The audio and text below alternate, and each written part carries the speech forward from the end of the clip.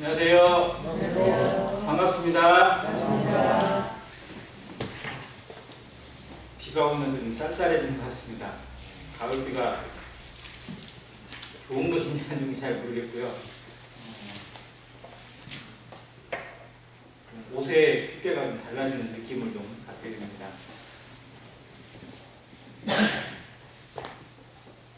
11월도 그래서 후반기로 10월도 후반기로 접어드는 것을 보면서 참 2020년 정말 얼마 남지 않았다는 생각을 다시 한번 갖게 됩니다.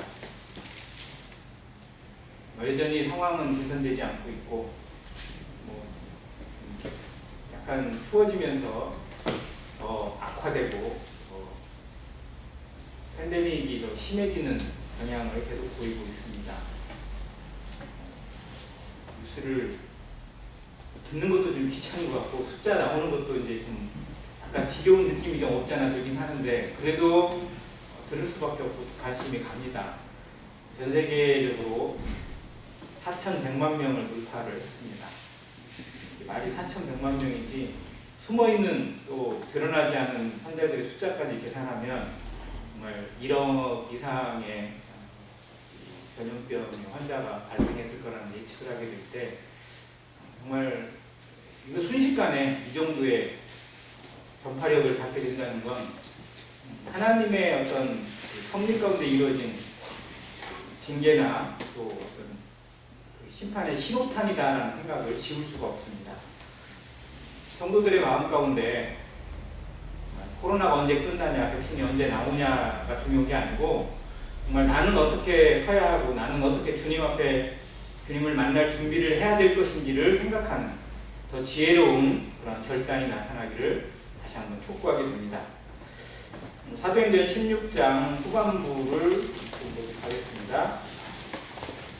말씀으로는 16장 13절인데요. 앞부분의 내용을 조금 좀 정리하고 가겠습니다. 2차 전도여행을 떠난 사도 바울과 그 일행이 디모데라는 그 차세대 일꾼, 그 준비되어 있는 제자를 만나서 동행하게 되므로 많은 위로를 받았습니다. 그리고 여러 성들을 방문하면서 그들에게 서신도 전달하고 또 예루살렘 공회에서 결정한 내용도 알려주고 그들에게 좀 혼돈됐던 문제들, 복잡했던 문제들, 교회가 힘들었던 문제들을 해결해주는 어떤 그러한 절차를 밟아서 교회가 좀 든든히 서고 제자들도 더해지고 평온해지는 어떤 그런 결과를 얻었어요. 그런데 이제 확산해서 더 나아가려고 하는 걸음이 성령에서 막히게 됩니다. 못 가게 하시는 거예요. 그쪽에서 못 전하게 하시는 거예요. 다른 곳으로 가서 전하려고 해도 거기도 길이 막히고 이게 유대인이 막는 것이 아니라 성령이 막는 것을 경험하면서 정말 이것은 무슨 일인지 이것에 대해서 어떻게 행해야 되는 것이 마땅한지 참 혼란 가운데 있을 때 그들이 기도할 때 마게도냐 사람이 그들의 환상 중에 나타나서 건너와서 우리를 도우라라고 하는 주님의 음성을 듣게 되고 이제 이 에게를 건너서 즉 이 아시아권에서 벗어나서 그 영역을 넓혀갑니다. 유럽권 지중해 그 에게를 지나서 어떻게 보면 생소한 곳이죠. 사도 바울도 로마 시민권을 가지고 있지만 그 유럽 땅보다는 이쪽 아시아권에 있는 땅이 훨씬 더 익숙했는데 이제 하나님의 마음은 그들의 발걸음을 다른 세상으로 더 넓은 곳으로 진출시키는 것을 보게 됩니다. 그래서 이들이 드로아에서 배를 타고 건너가서 이제 빌립보에 도착한 모습까지 보았습니다. 여기서부터는 이제 빌립보에서 일어난 사건들 그리고 빌립보 교회가 탄생하게 되는 그 과정들을 좀 자세하게 보여주고 있습니다. 여기 대략 한 두세 가지의 내용이 담겨 있는데요. 첫 번째는 루디아라고 하는 그 자매를 소개해주고 있고, 그 다음 그 점치는 여종을 귀신을 쫓아나게 하는 어떤 그런 사역을 통해서 이들이 어떻게 보면 오해를 받게 되고 억지 누명을 받아서 이 빌립보 감옥에 갇히는 고초를 겪게 됩니다. 그리고 더욱 중요한 건 그 감옥에서 일어난 사건, 그 감옥에서 일어난 성령의 역사로 말미암아 간수장과 그 가족들이 구원받는 놀라운 기적을 하나님이 경험하게 하십니다. 그 내용들로 한번 살펴보겠습니다. 13절입니다. 안식일에 우리가 기도할 곳이 있을까 하여 문 밖 강가에 나가 거기 앉아서 모인 여자들에게 말하는데, 두아디라시에 있는 자색 옷감 장사로서 하나님을 섬기는 루디아라는 한 여자가 말을 듣고 있을 때 주께서 그 마음을 열어 바울의 말을 따르게 하신지라. 자, 빌립보로 오기까지 원래 그들의 마음 가운데 빌립보라는 도시는 계획이 없었어요. 생각지도 않았던 곳에 지금 하나님이 보내신 겁니다. 자, 그러면 하나님이 우리를 그곳에 보내셨다면 이제 그 뒤에 주어지는 모든 일들은 하나님이 이끄시고 책임지시는 그런 과정으로 기도하게 됩니다. 하나님이 과연 이 빌립보에서 우리를 누구를 만나게 하시고 어떤 일을 겪게 하실 것인지 기대하는 마음으로 그들이 기도하러 나갑니다. 예수님도 하루의 시작을 기도로 하셨지만 사도들도 정말 모든 일을 행하기 앞서서 항상 기도로 시작하고, 기도하기 위해서 갈 때에 하나님의 역사가 많이 일어나는 것을 성경이 일부러 기록해주고 있어요. 아시는 것처럼 사도행전 3장인가요? 성전 미문에 앉은 그 사람을 만나게 되는 것도 실제로 무슨 시간이었어요? 기도 시간이었어요. 기도하러 가는 중에 그 구걸하는 사람을 만나서 그에게 예수 그리스도의 이름으로 일어나게 하고, 그리고 복음을 전해서 그 지경에 있는 사람들 무려 5,000명이 구원받는 놀라운 기적을 하나님이 일으키십니다.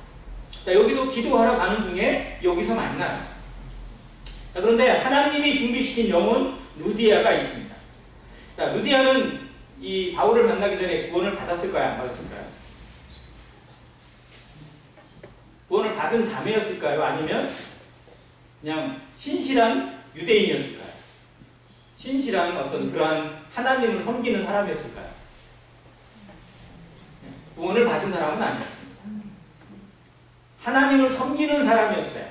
하나님을 경외하고 하나님을 섬기지만 구원, 예수 그리스도로 말미암는 구원의 확신을 가지고 자매가 된 그런 지체는 아니었습니다. 그런데 하나님께서 이 준비된 영혼을 만나게 하시는 거예요. 자, 이 루디아와 비슷한 경향을 가진 사람이 그 앞부분에 나옵니다. 누구죠? 구원을 받지는 않았지만 하나님을 경외하고 준비된 마음을 가지고 있었던, 신앙심 그런 마음을 가지고 있었던 사람, 고넬료가 있습니다. 고넬료가 정말 유대인이 아닌데 로마의 사람이에요. 이탈리아대의 백부장입니다. 이 사람이 하나님을 경외하고 기도하면서 정말로 이웃을 돕고 또 정말 하나님을 섬기는 사람처럼 그러한 본을 보이고 있는데 정말 예수 그리스도를 몰라요. 그래서 그 사람에게 하나님이 베드로라고 하는 사도를 보내십니다. 베드로에게는 이러한 사람이니까 만나라라고 어떻게 보면 하나님이 접선하게 해서 만나게 하셔서 그 가족들, 그와 함께한 모든 사람들이 그날 복음을 듣고 구원받고 침례를 얻게, 그리고 성령을 선물로 얻는 기적을 경험하게 하셨어요. 그때 보면 하나님을 경외하는 마음을 가지고 있으면, 하나님을 경외하고 하나님 앞에 정말 내 인생에 대해서 진지하게 생각하는 그런 마음을 가지고 있으면 구원을 받을 만한 기회를 하나님이 주십니다. 복음을 들을 만한 기회들을 계속 주세요. 그리고 어떻게든 그 복음과 연결될 수 있도록 다른 사람을 보내주십니다. 교회에 주로 출석하는 구도자들이 어떻게 보면 그런 사람들이에요. 그 마음 가운데 정말 내가 확신을 가진 건 아니지만 하나님에 대해서 알고 싶다. 하나님에 대한 이 믿음에 대해서 내가 정말 알고 싶다. 그리고 이것에 대해서 어떻게든 확실하게 깨달았으면 좋겠다. 이런 간절한 마음이 있으니까 계속 발걸음이 나오고 마음이 열려요. 근데 그것에 대해서 하나님이 어떤 계기를 통해서 계속 그 마음을 열어주세요. 여기에 바울을 만나게 됐을 때 이렇게 기록되어 있어요. 루디아라는 여자가 말을 듣고 있을 때 누가 그 마음을 열었다고요? 주께서 그 마음을 열어 바울의 말을 따르게 하십니다. 믿음은, 이 신앙의 확신은 내가 의지를 한다고 해서, 내가 막 믿겠다고 해서 믿어지는 것이 결코 아닙니다. 정말 성령께서, 하나님께서 우리의 마음을 열어주셨을 때 그 은혜로 그 말씀을 그대로 그냥 받아들이게 되고 예수 그리스도를 받아들이게 되는 기적입니다. 이 믿음도 실제는 하나님의 선물이에요. 근데 우리 마음의 기본이, 이 마음의 바탕이 하나님을 경외하는 마음, 하나님의 그 높으신, 하나님이 누구신지에 대한 어떤 그런 마음 가운데 준비되어 있을 때 그 말씀이 뿌리를 받게 되고 씨앗으로 자리를 잡게 된다는 겁니다. 루디아가 그런 사람이었는데 바울의 말을 듣자마자 바울의 말을 귀 기울여 들을 때 하나님이 그의 영안을 열어서 그 모든 말씀을 깨닫게 하시고 예수 그리스도를 믿는 믿음 가운데 구원의 확신을 얻을 수 있도록 도와주셨어요. 자, 그리고 뒤절에 보니까 그와 그 집이 다 세례를 받고 이제 그와 그 집에 있는 사람들이 다 복음을 듣게 되고 구원을 받게 됩니다. 고넬료의 집도 마찬가지였어요. 고넬료만 구원받은 게 아니라 그 준비된 가족들, 고넬료를 따르고 고넬료가 그 믿음의 본을 보이고 하나님을 향한 경외하는 마음의 본을 보였기 때문에 그 가족들도 어떻게 보면 그것에 대해서 영향력을 가지고 있었고 그 복음이 전해졌을 때 그 가족들이 다 구원받았거든요. 루디아도 어떻게 보면 가장의 역할을 하는 그런 여성이었던 것 같아요. 그 가족들에 대해서 생계를 책임지고 어떤 주도적으로 어떤 역할을 하는 그런 여성이었던 것 같습니다. 그리고 그 가족들이 다 복음을 듣고 구원을 받는 기적을 경험하게 하십니다. 자매들이라고 여성이라고 뭐 어떤 항상 잠잠하라고 하니까 또 그냥 머리에 넣을 쓰라고 하니까 그냥 나는 그냥 가만히 있으면 돼 뭐 이게 아니라는 거예요. 성경에서 나타난 여성들의 모습은요 상당히 복음의 일에 또 하나님의 일에 주도적으로 어떤 역할을 감당하고 자신에게 맡겨진 은사에 대해서 정말 충실된 모습을 살았던 그런 여성들이 정말 많이 나옵니다. 오죽하면 로마서 16장에 사도 바울이 동역자들, 또 자기와 함께 했던 그런 사람들을 소개할 때 가장 먼저 누구를 소개해요? 1번 소개하는 사람이 누구예요? 베베예요, 베베. 36명을 소개하는데 1번으로 소개하는 자기에게 가장 소중한 동역자잖아요. 1번으로 소개하는 것이 베베 자매예요. 그리고 두 번째로 소개하는 것이 브리스길라와 아굴라 부부예요. 여성들이 더 주도적으로 나오잖아요. 그런 면에서 자매님들도 정말 어떻게 보면 하나님의 일에 또 성도를 섬기는 일에 또 자신의 은사에 대해서 소극적으로 생각하지 말고 더 적극적으로 하나님의 뜻을 구하고 또 주신 말씀에 대해 충성되는 모습을 보이는 것이 지극히 당연하다는 생각을 하게 됩니다. 예수님 곁에 정말 많은 여성들이 있었어요. 제자들도 많았지만 여자들이 더 가까이서 더 진실하게 더 신실하게 예수님을 보살피고 돕고 섬기고 또 예수님이 고난받을 때 가장 가까이 있었어요. 제자들은 도망갔지만 예수님 무덤을 누가 지켰어요? 막달라 마리아가 찾아갔잖아요. 그리고 부활하신 예수님을 제일 먼저 만났잖아요. 그러한 모습들이 자매인들에게 좋은 본보기가 되고 또 도전이 되었으면 참 좋겠습니다. 아무튼 이 루디아는 이렇게 따져보면 사도행전에서 유럽에서 가장 먼저 얻은 열매예요. 유럽에서. 지금까지는 복음이 예루살렘에 시작해서 그 유대, 사마리아, 그리고 이 아시아권에 머물러 있었어요. 그런데 사도 바울을 통해서 이 유럽으로 진출하게 하시고 빌립보라는 첫 성을 만나게 하셨는데 거기서 처음 얻은 열매가 누구예요? 루디아예요. 루디아는 성경의 역사에서 또 기독교의 역사에서 아주 중요한 이름이에요. 그 시작이 되었다는 것은 얼마나 놀라운 이름입니까? 근데 우리 자매들은 어떤 시작이 첫 번째 1호가 될는지는 잘 모르지만 아무튼 내 주어진 영역에서 하나님 앞에 나를 가장 먼저 드리는 그런 헌신과 또 아름다운 순종이 나타나기를 참 바랍니다. 자, 이 루디아를 이제 소개해주고 있고 그 루디아의 집에서 거처하면서 이 빌립보에서 생활을 해나가요. 그런데 이제 무슨 일을 겪게 되냐면 16절에 또 우리가 기도하는 곳에 가다. 또 기도하러 갑니다. 그들의 생활에 그들의 이 복음을 전도하고 선교를 하는 데 있어서 가장 기본이 기도하는 것이라는 것을 여기서 보여주게 돼요. 성도의 삶에 있어서 보이지 않는 힘의 능력, 에너지의 근원, 잠재력의 근원은 다른 데 있지 않습니다. 기도에 있고 말씀에 있어요. 뭔가를 많이 하는 것도 중요하지만 그 힘을 갖는 것, 그 잠재된 내재력을 갖고 유지하는 것이 정말 중요합니다. 그래야 흔들리지 않고 요동하지 않아요. 근데 그 잠재력은 어디서 나오느냐? 말씀에서 나오고 기도에 의해서 나옵니다. 얼마나 엎드리고 얼마나 기도하고 얼마나 주님 앞에 의탁하고 성령과 동행하느냐에 따라서 흔들리지 않는 신앙의 힘이 나타난다는 겁니다. 내 힘으로 내 의지로 뭔가를 하려고 할 때마다 항상 요동치게 되어 있어요. 잘 될 때는 막 기뻐서 좋은데 조금만 안 되면 퍽 오그라지게 되어 있어요. 이건 하나님이 하신 게 아니라 내가 하는 거잖아요. 내가 하면 하나님이 일하실 수 없어요. 그러나 내가 기도하면 하나님이 동행하시고 하나님이 일하세요. 이 기도의 원리가 이 사도들에게서 그대로 실천되어집니다. 그리고 이 기도하러 가는 중에 누구를 만났냐면 점치는 귀신 들린 여종을 만납니다. 자, 근데 보세요. 이 점치는 귀신이 주인들에게 큰 이익을 주는 자. 주인에게 이익을 주는 게 아니고 누구에게요? 주인들에게. 자, 그러면 이 여종의 주인이 복수예요. 이 여종이 아주 대단한 귀신이 들려 있고요. 이 여종은 여러 사람들이 그냥 공동 소유하고 있는 거예요. 왜냐하면 너무 많은 이익을 주는 그런 존재다 보니까 서로 공동 투자해가지고 전부 다 지분을 가지고 있어요. 여러 사람들이 이 여종에 대해서. 아주 좀 무서운 거죠. 그러니까 여종이 주인을 여러 거느리고 있어요. 좀 말은 안 되지만 아무튼 그런 상황이에요. 이 여종이 좀 특별합니다. 자, 17절. 그가 바울과 우리를 따라와 소리질러 이르되 이 사람들은 지극히 높은 하나님의 종으로서 구원의 길을 너희에게 전하는 자라 하며. 이거 복음 맞죠? 자, 그러면 잘 한번 생각해 보세요. 지금 이 여종은 뭐가 들려 있어요? 귀신이 들려 있죠. 자, 그럼 귀신이 뭘 전하고 있는 거예요? 귀신이 복음을 전할 수 있어요? 그럼 생각해 보세요. 귀신이 복음을 전해요. 말이 돼요, 안 돼요? 돼요? 자, 그러면 이 귀신이 지금 사도 바울을 대신해서 바울이 전해야 될 복음을 귀신이 대신 얘기해주고 있는 거예요. 어떻게 보면. 그러면 사도 바울이 어우 잘하네. 아우 내 할 일을 대신해주고 있네. 라고 박수를 쳐야 돼요? 아니면 못하게 해야 돼요? 왜요? 복음을 전하고 있는데.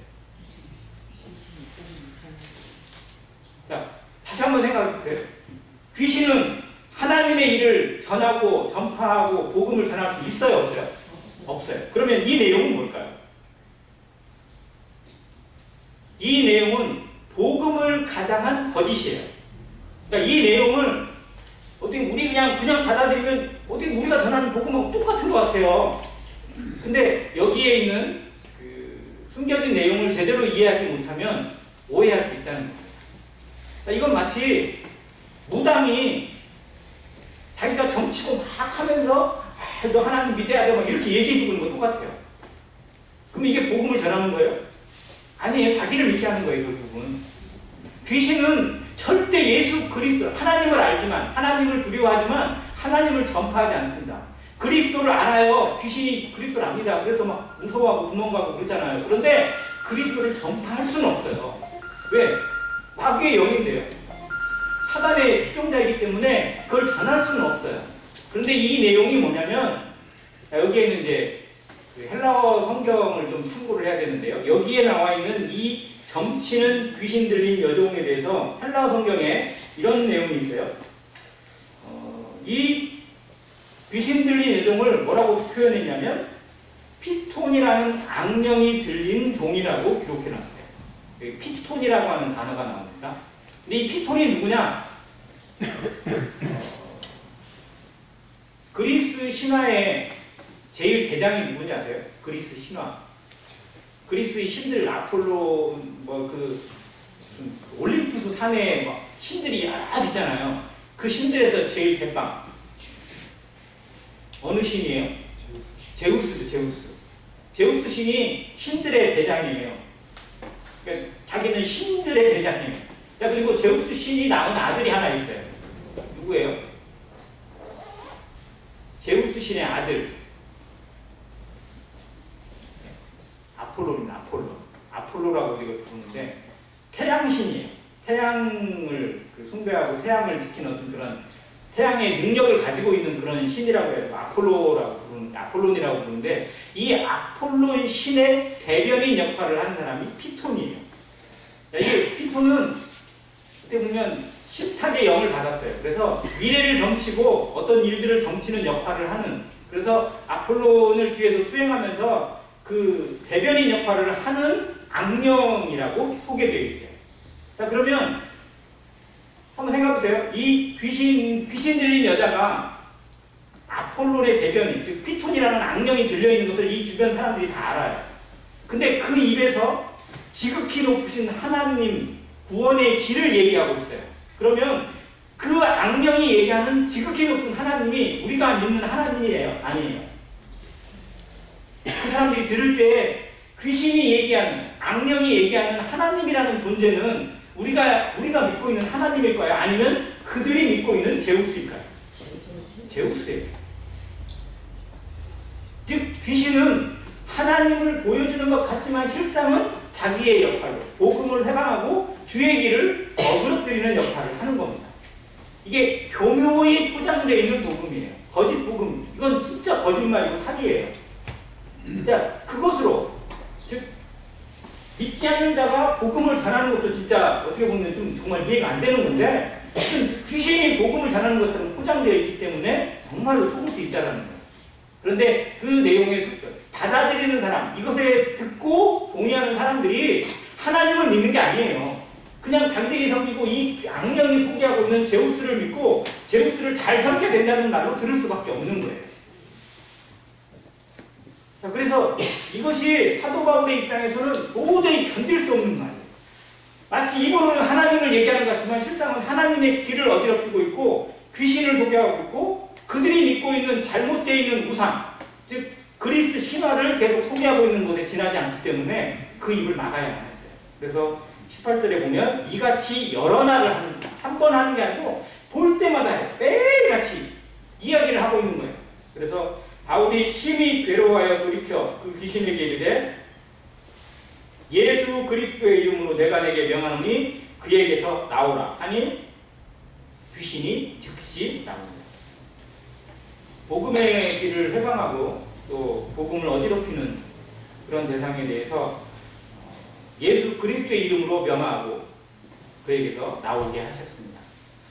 자, 그런데 문제는 이 여종이, 이 피톤이라는 악령이 들린 여종이 미래를 점치는 일을 해요. 점장이 일을 하고 있다는 거예요. 그래서 이 사람에게 하는 사람들이 찾아오는 거예요. 이 귀신에게 자기의 미래를 듣기 위해서, 자기의 운명을 듣기 위해서. 자, 용하다는 점쟁이가 있으면 줄을 서죠. 우리나라도 그렇죠.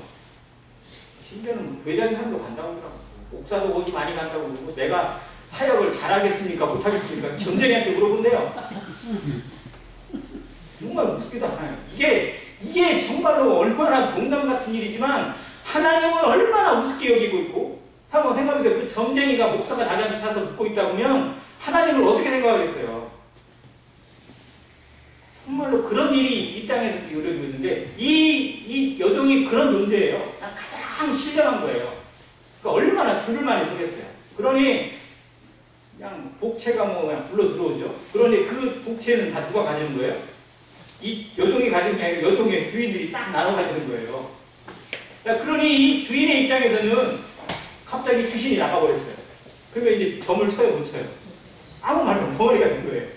그러니 이 여종의 입장에서는 악령이 빠져나갔으니까 몸이 자유하게 된 건데 구원을 받은 거나 마찬가지입니다. 어떻게 보면.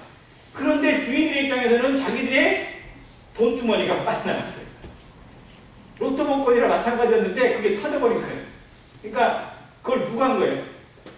자기들의 소망, 돈주머니를 누가 끊어냈어요? 바울이 끊었어요. 바울이.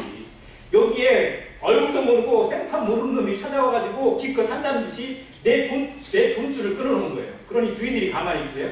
그동안 얼마나 많은 돈을 얻었는지 얼마나 많은 지역 로비를 했는지 모르지만 지역 유지가 된 거예요. 그 주인들이. 그래서 자기들의 힘으로 사도 바울과 그 일행들을 모함해가지고 어떻게 했어요?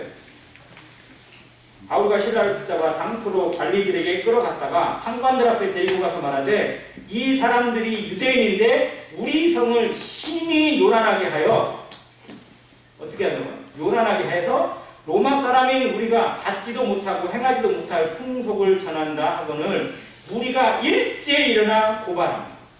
자, 모든 사람들을 다 돈으로 산 거죠. 어떻게 보면 사람들을 동원해서 정말로 그냥 이 사람들이 죄를 뒤집어 씌우고 마치 이 도시에 온 반역자인 것처럼 이 도시를 뒤집어 엎는 쿠데타를 일으키는 유대인인 것처럼 포장을 시켜가지고 아주 그냥 강력한 처벌을 하게 합니다.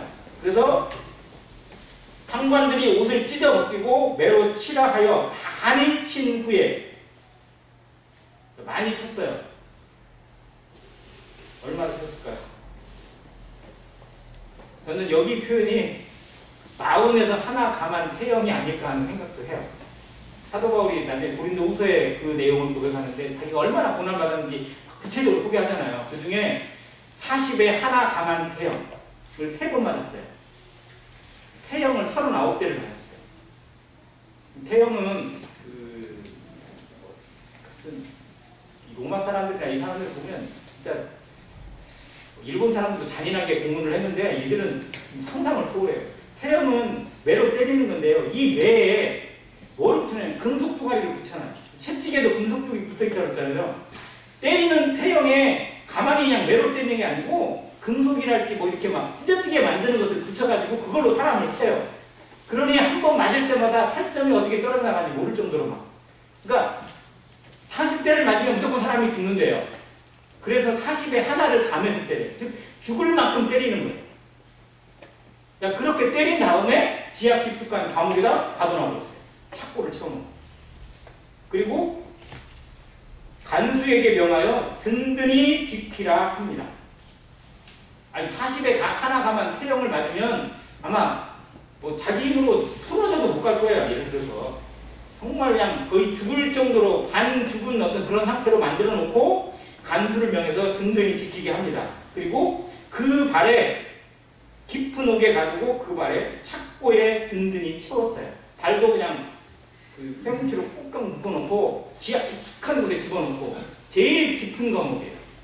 여기는 사형수들이 들어가는 감옥입니다.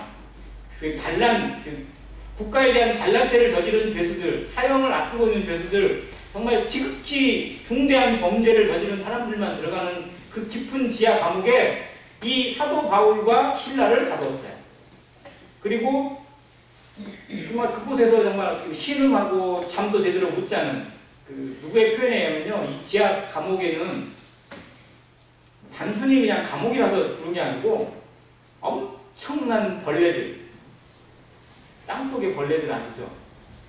이 벌레들이 그냥 어떻게 보면 드글드글한 곳이래요. 지하 감옥이 어렵고 힘든 이유 중에 하나가 뭐냐면 이 벌레들이 잠을 못 자게 하는 거예요. 자, 한번 생각해보세요. 사도 바울이 피를 얼마나 많이 흘렸겠어요. 이 벌레들이 와가지고 피를 빨아먹고 막 몸을 막 어떻게 보면 뜯어내요. 막 이런 식으로. 그러니 잠을 자고 잘 수가 없고 이 벌레들에게 물려서 실제로는 죽기까지 해요. 그런 곳이 지하 감옥입니다. 자, 근데 이 감옥에 갇혀있는 사도 바울이 25절 한밤중에 바울과 실라가 기도하고 하나님을 찬송함에 죄수들이 됐다. 정말 이해 안 되는 종족들이에요. 자, 그렇게 매를 때리고 그렇게 감옥에다 가둬놓고 발목을 꼼꼼하게 묶어놓고 쇠사슬로 묶어놨으면 정말 왜 하나님 우리를 여기서 보내가지고 저기서 복음 전하다가 그냥 그렇게 하다가 돌아가면 좋은데 뭐하러 우리를 여기에 보내셔가지고 이 고생을 하게 하시는가 라고 원망하고 탄식하고 울며 불며 이런 식으로 뛰어야 되는데 이들이 뭐 했어요? 기도하고 찬양을 했어요. 자, 그러자 이 찬양을 누가 들어요? 거기에 있는 죄수들이 들어요. 지하 감옥에 갇혀있는 죄수들. 같은 종족들이죠. 이 감옥에 있는 죄수들은 어떻게 보면 내일이 없는 사람들이에요. 언제 죽을지 모르고 정말 아무 희망도 없는 그런 사람들인데 이 죄수들에게 찬송이 들려요. 하나님을 향한 찬송, 감사의 찬양이 들립니다. 근데 이 죄수들이 이 찬양을 어떻게 들을까요? 아니, 누가 이렇게 시끄럽게 해요? 잠도 못 자게. 이렇게 들었을까요? 아니, 그 표현이 아니에요. 여기에 듣는다라는 표현을 헬라어에서 뭐라고 하냐면 깊이 감상하다라는 뜻이에요. 그들이 잠을 잘 필요가 없었어요. 그 찬양이 그들의 마음을 얼마나 움직였고 얼마나 높게 했는지 정말 그들의 마음속에 감동되어져서 그 감옥에 평온한 어떤 그런 안방 같은 느낌으로 하나님을 묵상하고 하나님을 생각하고 자기 영혼을 생각하고 그 영혼에 평안함을 주는 찬양이 들었다는 의미예요. 치유제가 되고 회복제가 되는 그런 의미가 이 듣는다라는 표현에 담겨져 있어요. 감옥이 갑자기 예배당이 됐어요. 지하 감옥이 복음을 못 전하게 사단의 회방으로 복음을 못 전하게 하고 감옥에 가둬버리면 끝난다고 생각했던 그곳이었는데 그곳이 하나님을 찬양하고 기도하고 하나님이 전해지는 예배당, 하나님의 교회가 되게 하셨어요. 하나님의 능력입니다. 사도들의 마음입니다. 어떠한 고난으로도 어떠한 매로도 그들의 입을 막을 수 없고 그들의 중심을 다스릴 수 없어요. 성도들은 세상의 그 무엇으로도 굴복시킬 수 없습니다. 로마서 8장에 얘기하신 것처럼 현재이나 장래이나 능력이나 높음이나 기쁨이나 다른 어떤 피조물이라도 우리를 우리 주 예수 그리스도 안에 있는 하나님의 사랑에서 끊을 수 없어요. 그 무엇도 우리를 이 복음에서, 이 믿음에서, 이 신앙에서 잘라낼 수 없습니다. 우리의 목숨을 앗아갈 수 있어도 신앙을 해서 앗아갈 수는 없어요. 그게 로마 시대에 보여준 이 카타콤의 순교자들의 믿음이었고 정말 이름도 모르는 그리스도인들의 신앙이었습니다. 그 위대한 신앙의 피가, 그 발걸음이, 그 눈물이 이 시대까지 전해져서 나 같은 사람에게도, 우리 같은 사람에게도 복음이 전달되는 통로가 되게 하셨어요. 그리고 이 빌립보 감옥을 뒤흔드는 찬양이 되게 하셨습니다. 우리의 마음에 정말 이 착고에 갇힌 것 같은, 깊은 지하 감옥에 갇힌 것 같은 암담행이 찾아오더라도 찬양과 기도를 잃지 않게 되기를 바랍니다. 찬양과 기도의 능력을 잃지 않는 성도가 되시기를 바랍니다. 그 어떤 상황이라도 하나님이 능히 이길 수 있고 능히 풀어가실 수 있고 능히 흔들릴 수 있다는 사실을 믿고 하나님을 의지하는 믿음, 그리고 내 주변에서 나의 기도를 듣고 나의 찬양을 들을 사람들을 생각하시기 바랍니다. 영혼들을 향해서 나는 무엇을 전달해주는 사람이 될 것인지, 어떠한 것을 전달해주고 무엇을 전파해주는 성도가 될 것인지를 고민하시기를 다시 한번 말씀드립니다. 바울과 실라가 이 빌립보 감옥을 뒤흔들어 버렸습니다. 그러자 26절 하나님의 응답이 나옵니다. 이에 갑자기 큰 지진이 나서 옥토가 움직이고 문이 다 열리며 모든 사람들의 매입을 다 벗겨져 버렸어요. 자, 모든 사람들이에요. 그러면 사도 바울과 신라만 벗겨진 게 아니고 이 찬양을 듣고 있는 괴수들이 전부 다 모여집니다. 감옥문이 다 열리고 막 지하가 흔들리게 됐어요. 하나님이 찬양에 반응하셨어요. 우리의 기도에 하나님이 어떻게 반응하실지, 어떠한 응답을 주실 것인지 기대하시는 그것이 정말 저는 기도의 능력이라고 믿습니다. 그리고 우리 신앙, 우리 생활에, 우리 삶에 이러한 기도가 단 한 번이라도 있기를 기도합니다. 현실을 깨뜨리고 암담함을 이겨낼 수 있는 기도가 그냥 어떤 내 한계를 벗어나지 못하는 그런 기도가 아니라 정말 우리의 모든 것을 능히 탈피하고 이겨낼 수 있는, 즉 바울과 실로가 했던 그런 기도가 내 인생에서 한 번이라도 이루어질 수 있기를 소원합니다. 그리고 모든 성도들의 삶에도 이러한 기도가, 이러한 기도의 능력이 안현교회에 나타나기를 또한 간절히 기도합니다. 뒤에 시간상 다음 하도록 하겠습니다. 오늘 여기까지 보면서 복음을 전하는 것, 즉 하나님을 전하는 일에 우리는 언제든지 막힐 수 있습니다. 하나님께서 우리에게 편한 길을 주시겠다고 언약하시지 않았습니다.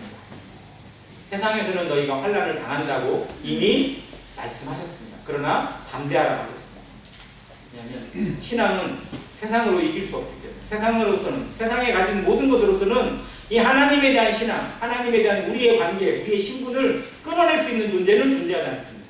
그래서 이 믿음 가운데 기도하고 찬양하면서 하나님을 섬기는 아름다운 신앙의 그런 간증들이 모든 성도를 통해 나타나기를 간절히 바랍니다.